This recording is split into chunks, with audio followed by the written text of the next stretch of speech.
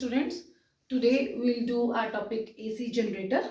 Okay, in last lectures we have done self inductance and mutual inductance, जिसमें हमने ये पढ़ा कि जब हम कॉइल में उसको चेंज करेंगे, करंट को चेंज करेंगे तो उसमें ईएमएफ इंड्यूस होगा, और जो ईएमएफ नियर बाय में इंड्यूस होगा कॉइल में या फिर उसी कॉइल में इंड्यूस होगा, अगर तो सेम कॉइल में ही there is a production of induced current और you can say induced EMF, then that will self inductance.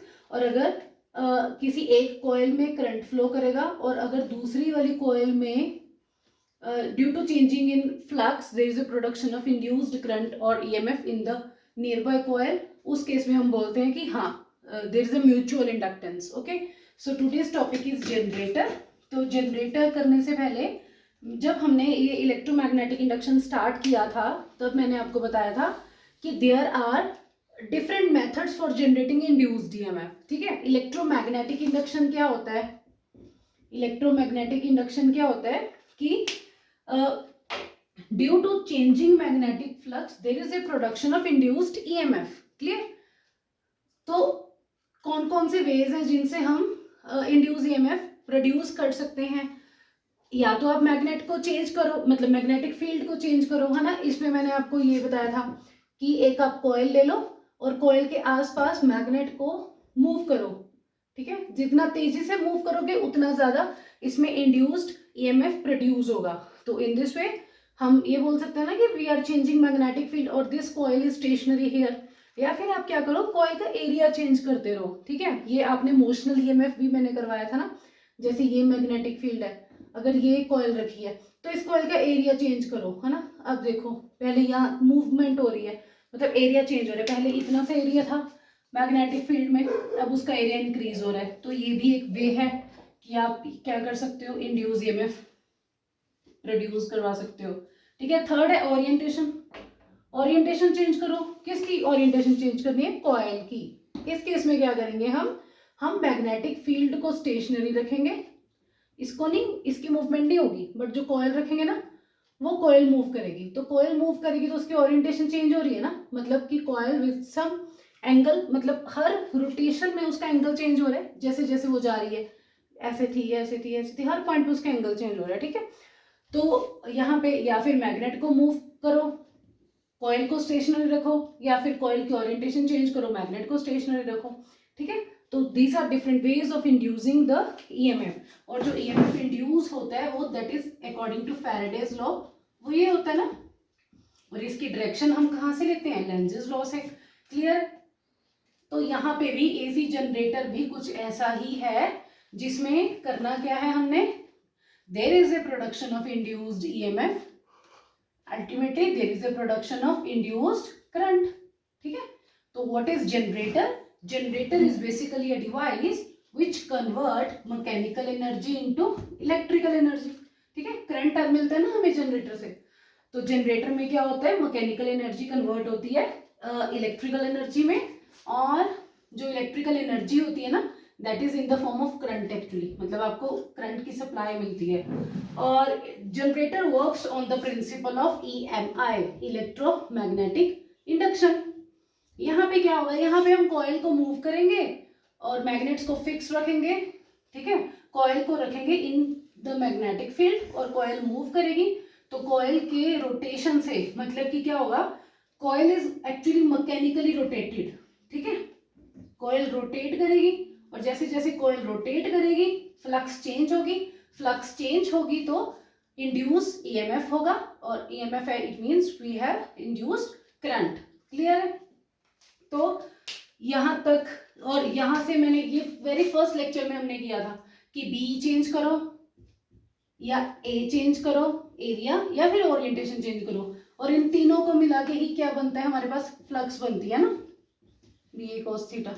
तभी तो हम बोलते हैं due to changing flux we can produce induce EMF. ठीक है, we can induce current into the coil. तो generator में क्या है, बहुत इजी है। इसकी पहले देखते हैं होता क्या है जनरेटर में। ठीक है, कंस्ट्रक्शन देखते हैं पहले इसकी। यहाँ पे भी ईएमएफ ही प्रोड्यूस होना, और हमने ईएमएफ का ही फॉर्मूला क्या करना है, ड्राइव करना है यहाँ पे। ठीक है, तो जनरेटर को हम क्या करते हैं, मैंने दो कॉइल्स ली, सॉरी दो मैग्नेट्स ली, एक मैग्नेट का नॉर्थ फेस और दूसरे का साउथ, और इसमें मैं रख दूंगी ये कॉइल को, ठीक है। रेक्टेंगुलर कॉइल ली, इसको आर्मेचर भी बोलते हैं। ये डायग्राम देखना आप।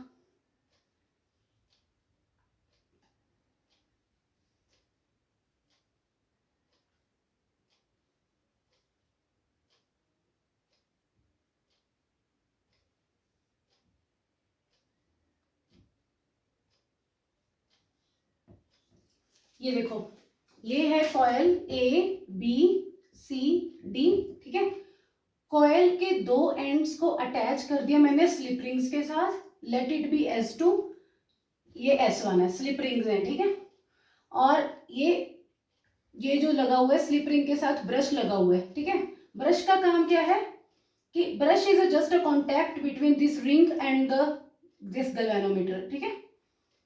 ये कॉइल को हमने रखा नॉर्थ और साउथ मैग्नेट में। अब होना गया, कॉइल ने रोटेट करना है, ठीक है। मतलब यहाँ पे पहले तो रोटेशन होनी है, और ये जो कॉइल है यहाँ पे एक एक्सल लगा हुआ है, ठीक है।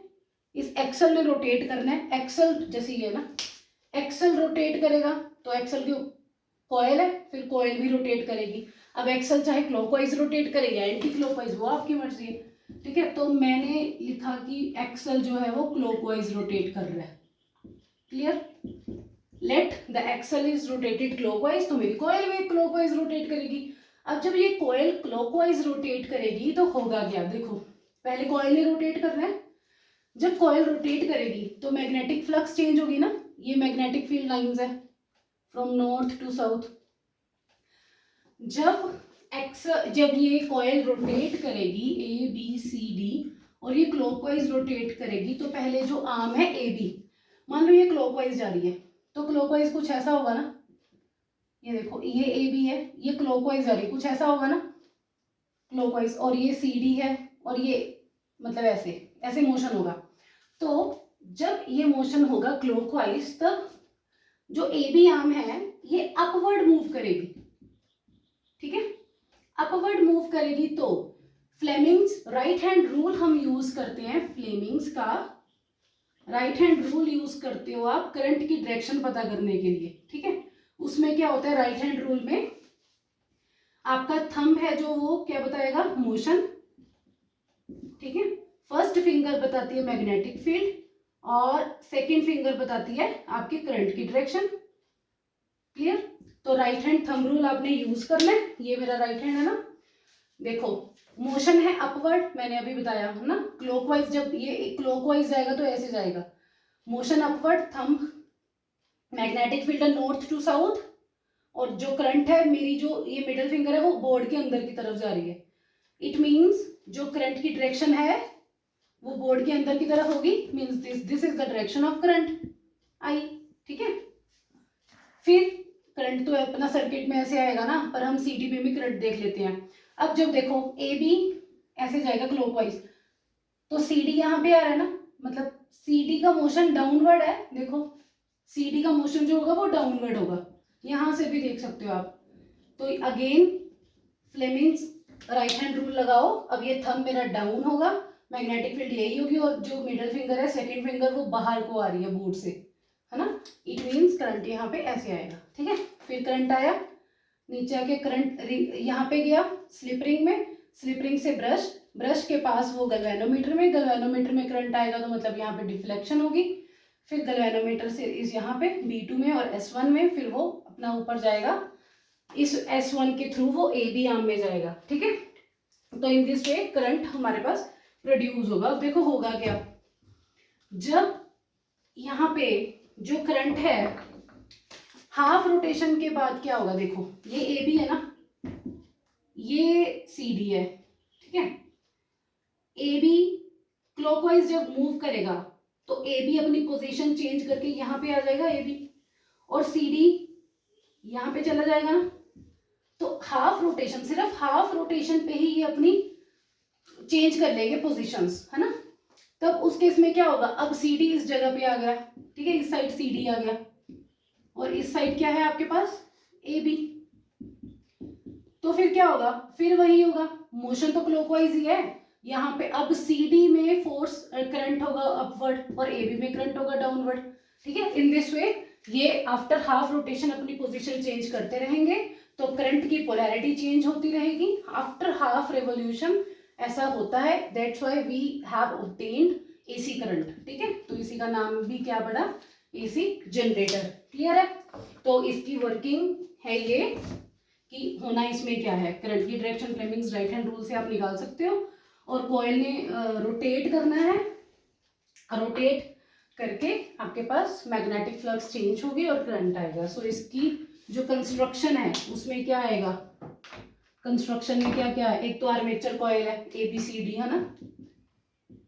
फिर आप बोल सकते हो कि हाँ you have strong magnets, magnetic field है। फिर ब्रशेस यूज कर रहे हैं हम, स्लिप रिंग्स यूज कर रहे हैं हम, ठीक है, और एक गैल्वेनोमीटर यूज कर रहे हैं। तो ये कंस्ट्रक्शन है इसकी। क्लियर।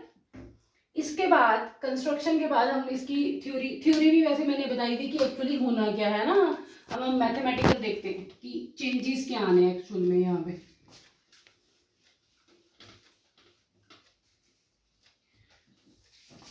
देखो मैं सिर्फ मैग्नेटिक फील्ड लेती हूँ और वो लेती हूँ, क्या बोलते हैं,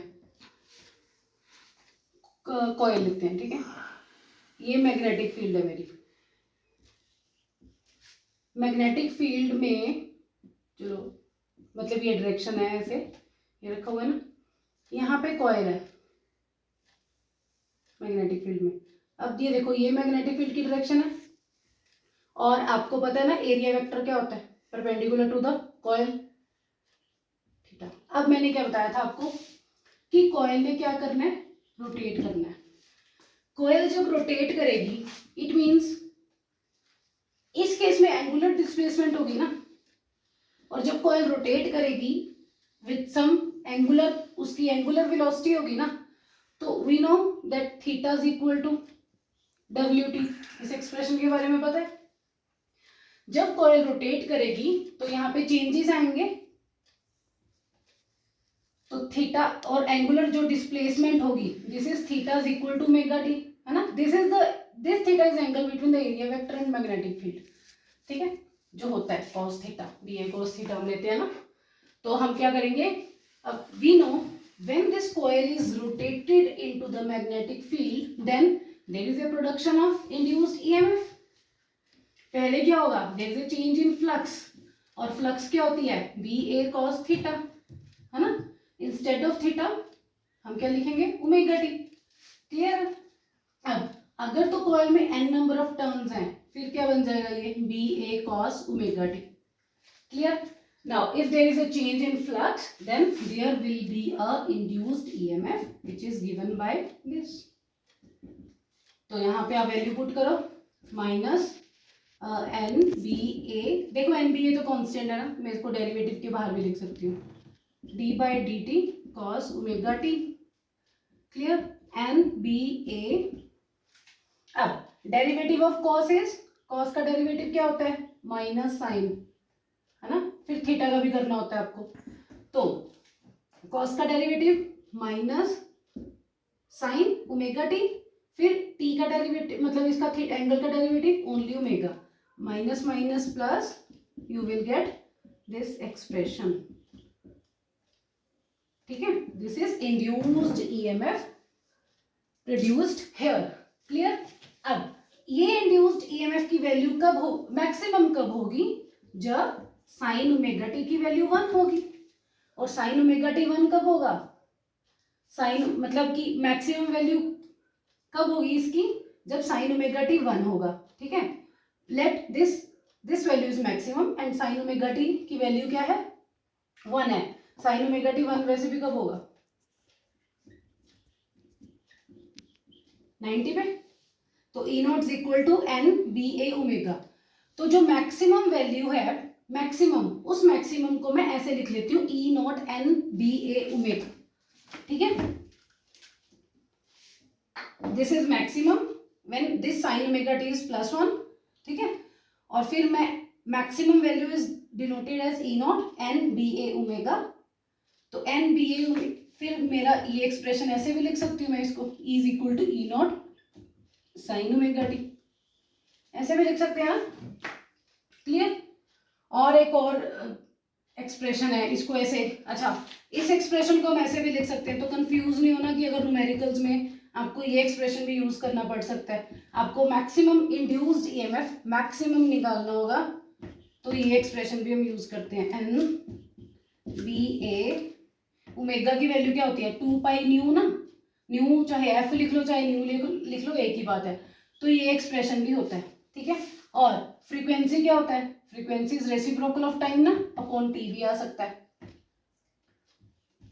तो ये these are the expressions for induced EMF. ठीक है। अब हम देखते हैं कि इसकी वैल्यू कब मिनिमम होगी कब मैक्सिमम होगी। बस ये इतना सा ही है, मेन तो है कि आपको पता होना चाहिए कि जनरेटर वर्क कैसे करता है एक्चुअली। ठीक है। मैथमेटिकल तो बहुत कम है, इंड्यूस्ड ईएमएफ आपको पता ही है। आपने पहले फ्लक्स देखनी है, फिर आपने फैराडेज लॉ यूज करके ई निकाल लेनी है। ठीक है। अब जब थीटा की वैल्यू 0 होगी, मतलब कि जब थीटा 0 डिग्री होगा, उस केस में क्या होगा, उस केस में जो प्लेन ऑफ कॉइल होगा वो क्या होगा, प्लेन ऑफ कॉइल परपेंडिकुलर होगा मैग्नेटिक फील्ड के। ठीक है। और जब थीटा 0 होगा उस केस में आपका ई क्या होगा, मतलब ई भी 0 होगा। ठीक है। सेकंड केस में अगर थीटा 90 डिग्री है, मतलब आपकी ऐसे जा रही है कि वो 90 डिग्री हो गया थीटा, अगर थीटा 90 डिग्री होगा it means your plane of coil is parallel to magnetic field, parallel to magnetic field. ठीक है। अगर थीटा नेगेटिव होगा तो आपकी जो ये होगी इंड्यूस्ड ईएमएफ वो क्या आएगा, is equal to E naught, है ना, maximum is equal to E naught, मतलब ये वाली टर्म आएगी सिर्फ, ये तो ई नॉट है ना, ये तो 90 होने से क्या हो जाएगा ये 1, तो अगर थीटा 90 होगा तो आपका जो ये है मैक्सिमम आएगा। ठीक है। अगर आपका थीटा 180 डिग्री होगा, 180 डिग्री कैसे होता है, ये देखो ये 0 ये 180 डिग्री ना, यहाँ पे 0 पे वो क्या था, plane of coil is perpendicular to B, मतलब 180 में भी परपेंडिकुलर ही होगा फिर ना, तो यहाँ पे भी इंड्यूस्ड ईएमएफ क्या आएगा 0। अगर आपकी रोटेशन ऐसे है, मान लो कि आपका थीटा 270 डिग्री है, ये 90 होता है ना 270, अब देखो 90 पे क्या है, 90 पे हमारी कॉइल ऐसी होगी कि वो पैरेलल होगी मैग्नेटिक फील्ड के, तो 270 जस्ट इसके ऑपोजिट है ना, मतलब होगी तो पैरेलल, यहाँ पे भी पैरेलल ही होगी कॉइल मैग्नेटिक फील्ड के, बट जो थीटा की वैल्यू है वो चेंज हो जाएगी ना, जो अगर यहाँ पे पॉजिटिव +1 है तो यहाँ पे -1 हो जाएगा, तो इस केस में मेरा जो इंड्यूस्ड ईएमएफ है वो कुछ ऐसे आएगा नेगेटिव। ठीक है। फिर फाइनल है हमारे पास, जब हमारा जो थीटा है वो क्या है 360 मतलब यहाँ पे वापस 0 पे, जो पोजीशन 0 पे थी अब पूरा 360 पे वही पोजीशन होगी, अगेन परपेंडिकुलर, तो उस केस में क्या होगा इज इक्वल टू 0, है ना। तो वी कैन से, यहां से हमने क्या देखा कि या तो मैक्सिमम वैल्यू आ रही है या मिनिमम वैल्यू आ रही है। सो वी हैव सीन कि इंड्यूस्ड ईएमएफ कुछ ऐसे वेरी कर रहा है +1 to -1। ठीक है। और ये पीरियोडिकली जा रहा है, दैट्स वाई जो हमारे पास करंट आ रहा है वो क्या आ रहा है, पीरियोडिकल करंट आ रहा है। We can say we have obtain alternating current. Clear. So this is all about what AC generator, electric current generator. ठीक है।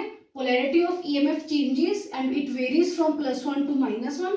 So the direction of the current changes and direction of the current changes. So it means we have obtained AC, alternating current. Clear? So that's all about alternating current. तो alternating मतलब this generator. तो generator में करना क्या है, induced या तो इसका कंस्ट्रक्शन वर्किंग लेवल डायग्राम सब कुछ आ सकता है ना, this is the important topic, मतलब लॉन्ग क्वेश्चंस के लिए है ये, और या फिर ये एक्सप्रेशन आपको लर्न करना है, बस यही वाले एक्सप्रेशन है, is equal to N B A sine omega t, omega भी आएगा यहाँ पे, ओमेगा भी आएगा। ठीक है। या फिर यू कैन राइट मैक्सिमम, अगर निकालना आता है ना, मैक्सिमम ये होगा बस, और इसी एक्सप्रेशन को मैं ऐसे भी लिख सकती हूँ। तो ये बस 3-4 एक्सप्रेशंस हैं। ठीक है। एक दूसरे से बने हुए हैं ये, तो ये एक्सप्रेशन आपको पता होना चाहिए. This is EMF induced into the generator. So that's all for generator. So in this we have finished our this chapter.